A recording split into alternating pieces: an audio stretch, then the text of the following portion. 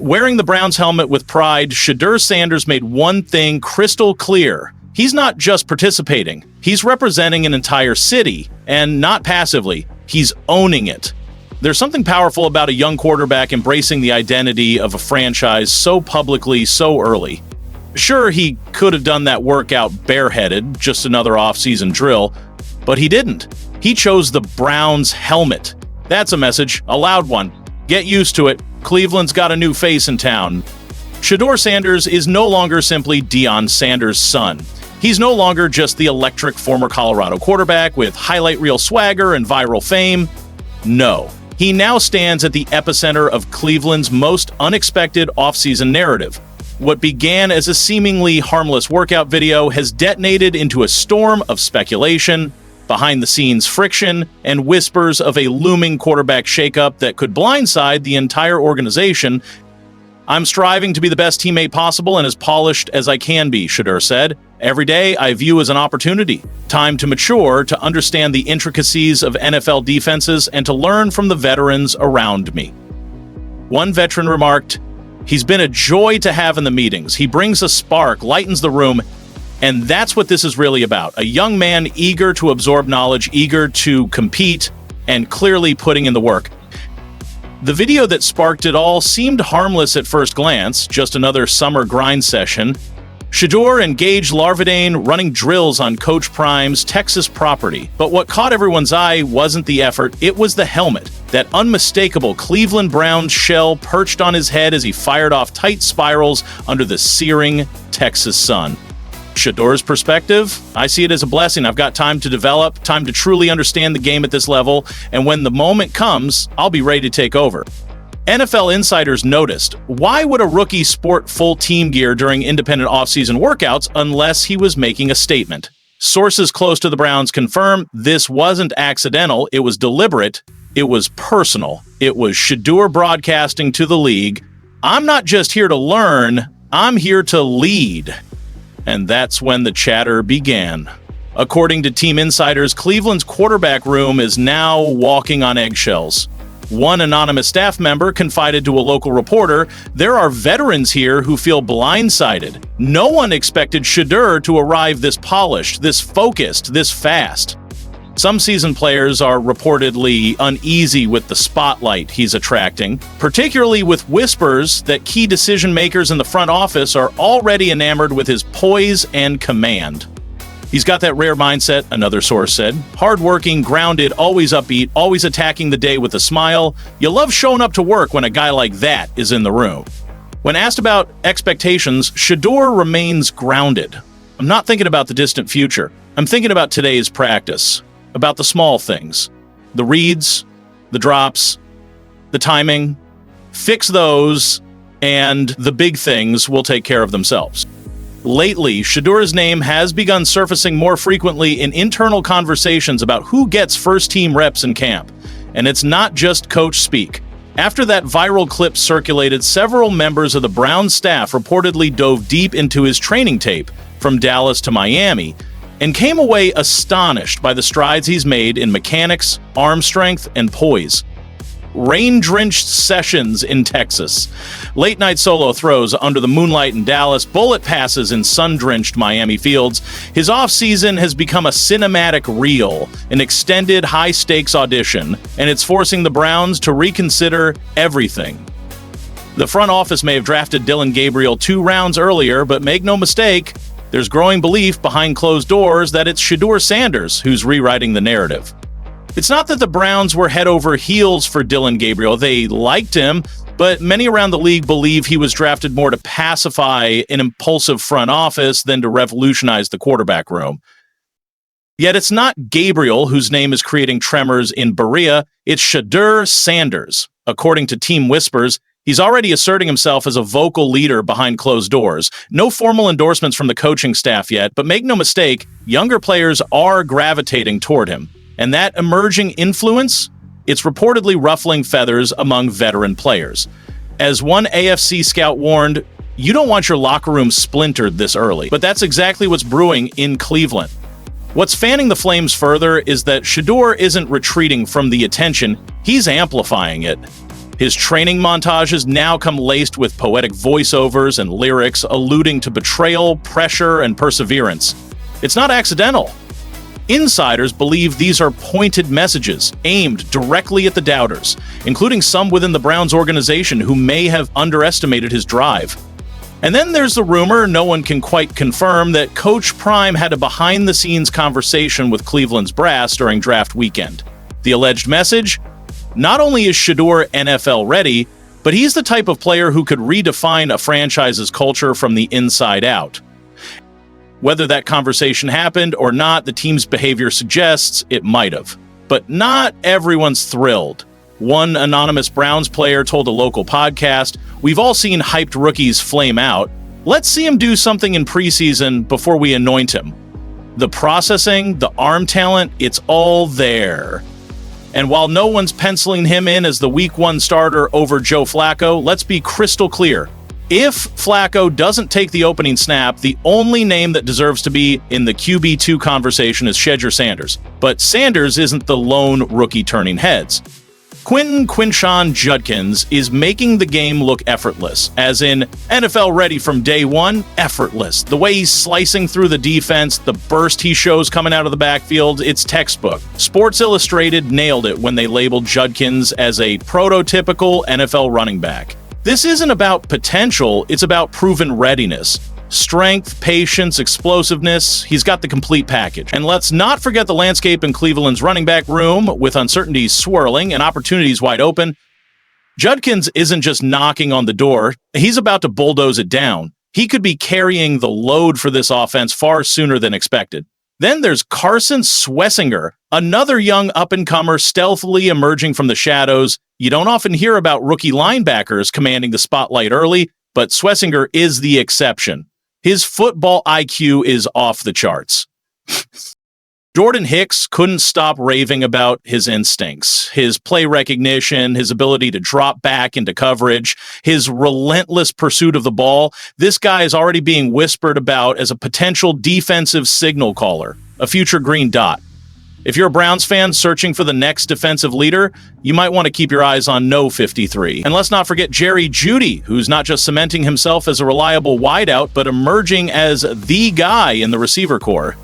The chemistry he's building with Joe Flacco, it's real. Locker room camaraderie, daily conversations, on-field synergy, it's all happening.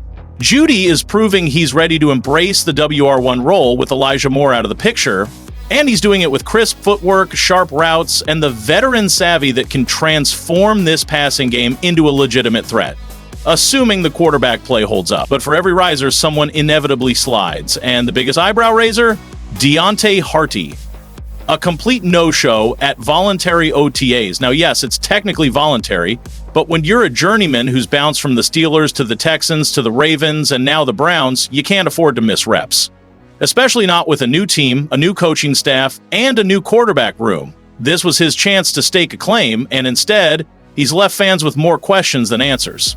Let's be honest, if it doesn't work in Cleveland, where does it work? And then there's the elephant in the room, Deshaun Watson. Harsh? Maybe. But real? Absolutely. Watson was absent from OTAs, and the vibe surrounding his status feels like a slow fade to irrelevance. 2 rookie quarterbacks have been drafted, Flacco was brought in, Kenny Pickett was traded for. The writing's on the wall, and it's in bold font. When you combine his injury history, off-field controversies, and declining performance, the road back to being the guy looks like a tightrope walk. Watson at QB5? That's not just a slide, that's a free fall. And speaking of Kenny Pickett, what exactly is his role in all of this? Is he an insurance policy, trade bait, maybe both? He's stuck in a limbo between starter and backup. But the arrow is definitely pointing down. He's QB2 right now, but with Sanders and Gabriel flashing promise and Flacco locked in as QB1, Pickett might just be the odd man out. His 2024 tape, mediocre at best. 1 touchdown, 1 interception, 5 appearances. That doesn't exactly scream franchise quarterback, it whispers backup. And perhaps that's the hidden opportunity here. If Pickett fails to climb the depth chart, maybe he finds new value elsewhere on the trade block. The Browns could potentially reclaim a draft pick, maybe a 5th or 6th rounder. At this stage, that might be the most strategic outcome for both parties. But let's pump the brakes for a second, because there's so much more to unpack. You've just gotten the first wave of seismic shakeups from OTAs, the names you need to monitor, the futures that might already be sealed. But we're only halfway through. The second half is coming, and it's going to plunge even deeper into what all of this means for the 2025 season and how this roster might actually crystallize by week 1. Because when you look closely, these OTAs didn't just offer a sneak peek at who's leading, they gave us clarity on what's likely headed our way. Browns fans, make no mistake, this is a team at a pivotal crossroad. Every position group is being redefined, and the coaching staff isn't pulling any punches. They're handing real reps to the rookies, they're challenging the veterans, and in some cases they're making it crystal clear. The pecking order is no longer built on reputation, it's strictly performance or bust. Let's revisit Shedeur Sanders for a moment, because his story is just getting started. If you're the Cleveland Browns and your once prized first-round franchise quarterback is on the brink of irrelevance, then the fifth-rounder who's stacking impressive days in OTAs suddenly becomes more than just a developmental project. This isn't merely about how Sanders looked in shorts and shells. This is about how quickly he's processing reads, how decisively he's delivering the ball. The coaching staff isn't oblivious. They see the spark. They see the future. And let's be real, if Sanders carries this momentum into minicamp and preseason, the notion of him leapfrogging Kenny Pickett on the depth chart isn't some hot take. It's inevitable. Now pivot back to that running back room. Judkins is only the tip of the iceberg. His meteoric rise is putting intense pressure on the rest of the backfield. And here's the kicker. The Browns aren't interested in slow cooking his development. They're prepping him for immediate impact. Imagine what that means. If Nick Chubb's return is delayed or managed cautiously, Judkins could easily inherit the lion's share of first-team reps. Is that dazzling outside cut for a massive gain? That wasn't luck. That was vision, instincts, and elite burst. These are traits that don't need time to mature. They erupt instantly, and that's exactly what he's doing, showing up every single rep. Let's flip the focus back to defense. We already highlighted Carson ShShedeur as a budding star, and here's why you should care. This isn't just a rookie flashing in June. This is a young linebacker already calling out formations, already reading the game like a seasoned pro. He's not hesitating, he's anticipating.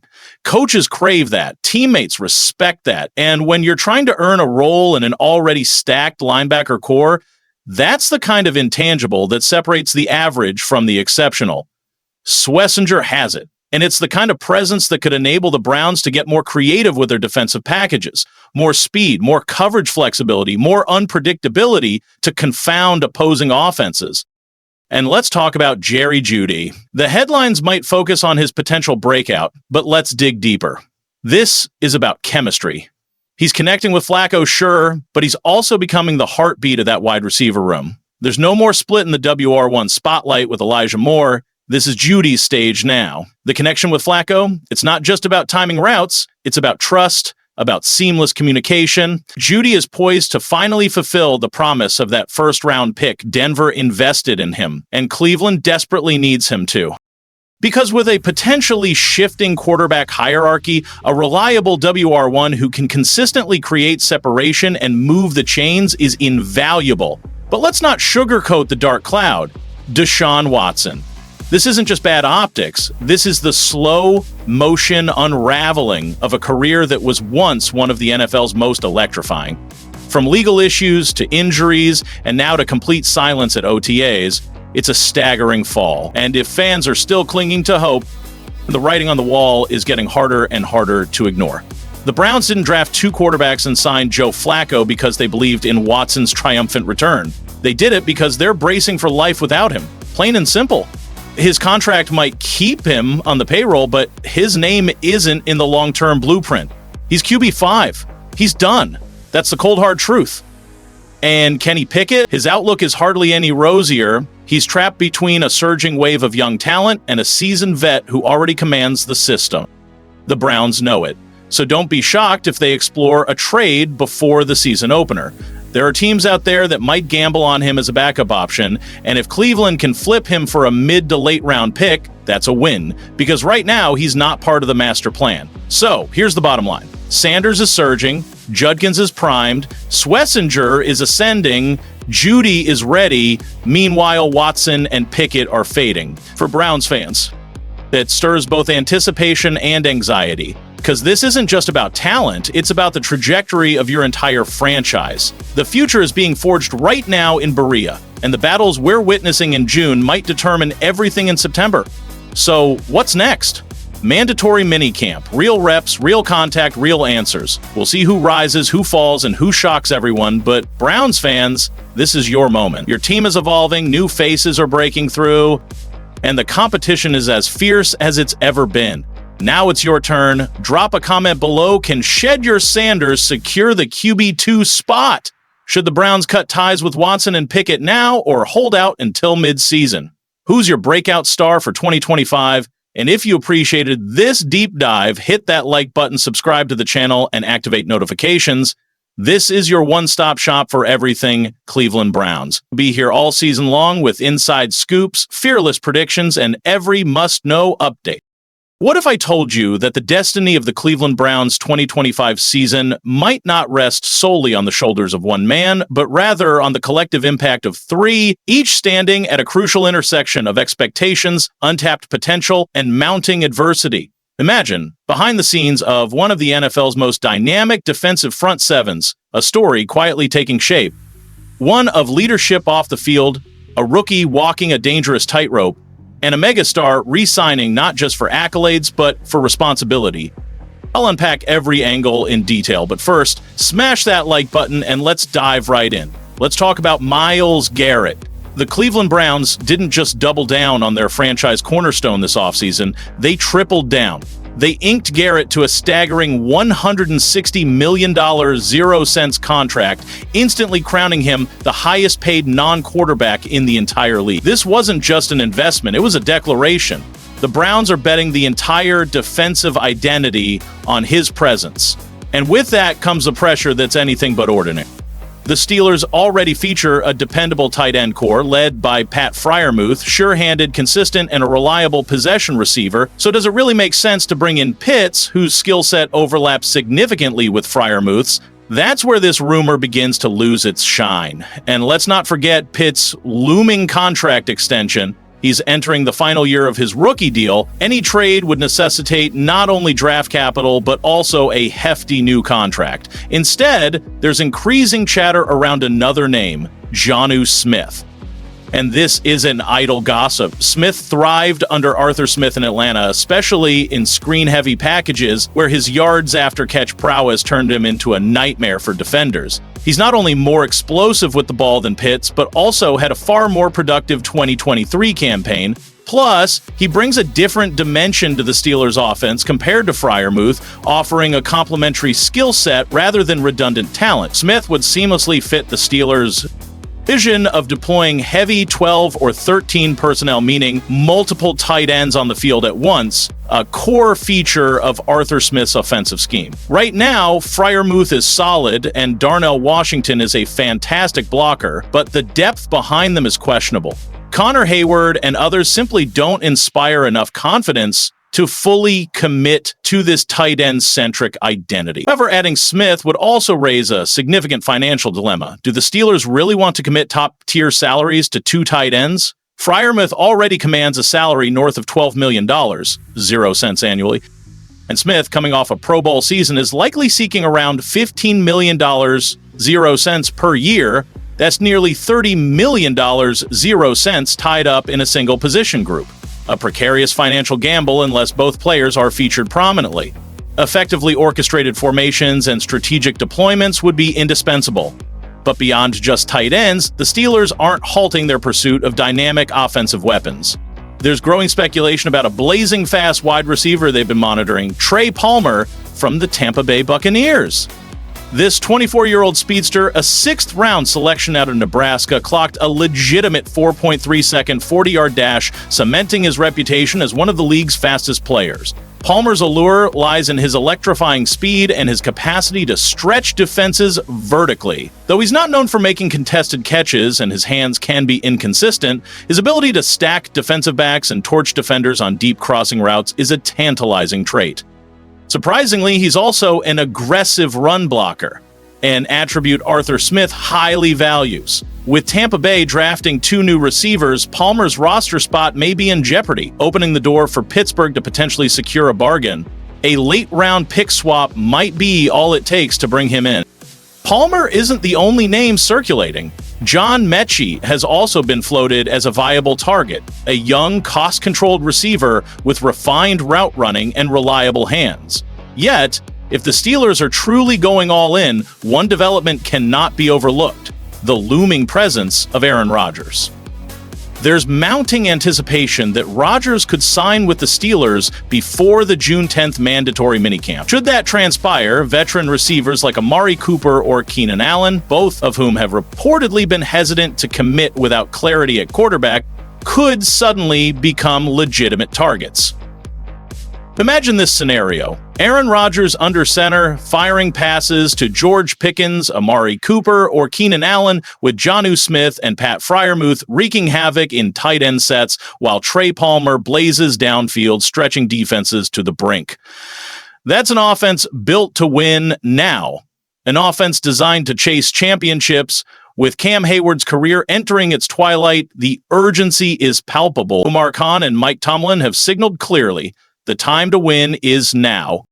Yet amid all this potential wheeling and dealing, from trades for Pitts or Smith to eyeing Palmer, Cooper, or Allen, one pivotal question emerges: which move makes the most strategic sense for the Steelers right now?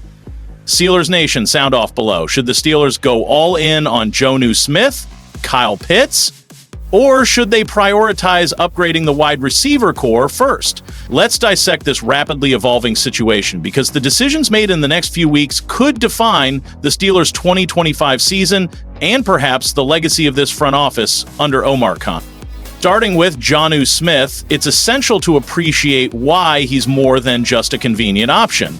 He's a tactical chess piece, bringing athleticism, versatility, and a proven track record within Arthur Smith's system.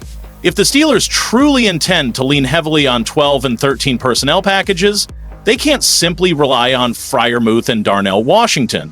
Jonnu's presence would allow Pittsburgh to diversify its tight end usage. Still, there's no denying it, Shedeur Sanders has turned up the pressure on everyone. Not just himself, not just the coaches, but every quarterback in the building. He's not trying to fit in. He's trying to take over. If you're not here to change the culture, Shadur once said, don't hand me the ball. That line now echoes with more weight because history does have a funny way of repeating itself, and he's rewritten it before. And the timing couldn't be more volatile for the Browns, already facing uncertainty at quarterback, organizational instability, and fan unrest. Shadur was expected to be a developmental investment, a long-term project, but instead, he's ignited a full-blown quarterback controversy. But startling even seasoned NFL insiders is how locked in he appears to be. While others vacation, he's in the lab. While some chase clout, he's embracing the grind. His workouts aren't casual, they're crafted with purpose, replicating in-game intensity and situational pressure. Partnered with quarterback coach Darryl Colbert, he's already showing technical leaps most rookies don't hit until year 2 or 3. And that, more than the highlights, more than the headlines, is what's unsettling the status quo. Shadur isn't playing to impress. He's preparing to dominate. Every throw, every clip, every quote, it's all dripping with conviction. Now, the speculation is spiraling. Is it true Shadur could get first-team reps in joint practices? Could a preseason breakout force the Browns to consider trading a veteran? Are they already quietly building the offense around him, waiting for public sentiment to catch up? Fans are already drawing battle lines. The Start Shadur Week 1 campaign is gaining momentum. Cleveland sports radio is lighting up with comparisons to rookie year Russell Wilson and Dak Prescott, two underdog quarterbacks who seized control with raw talent and unshakable leadership. Some see this as destiny, others call it delusion. But whatever side you're on, one thing is undeniable. Shedeur Sanders is no longer just a late-round pick with a legacy name. He's a wildfire tearing through the NFL landscape, and the Browns' quarterback room is ground zero. What happens next may not just shape this season, it could reshape the identity of the Cleveland Browns. Will the organization lean into the momentum and usher in the ShShedeur era? Or will internal politics, bruised egos, and cautious tradition smother the spark before it becomes a blaze? Either way, one truth remains. This is no longer a quiet offseason. This is war for the future of the franchise. And Shedeur Sanders, he lit the match.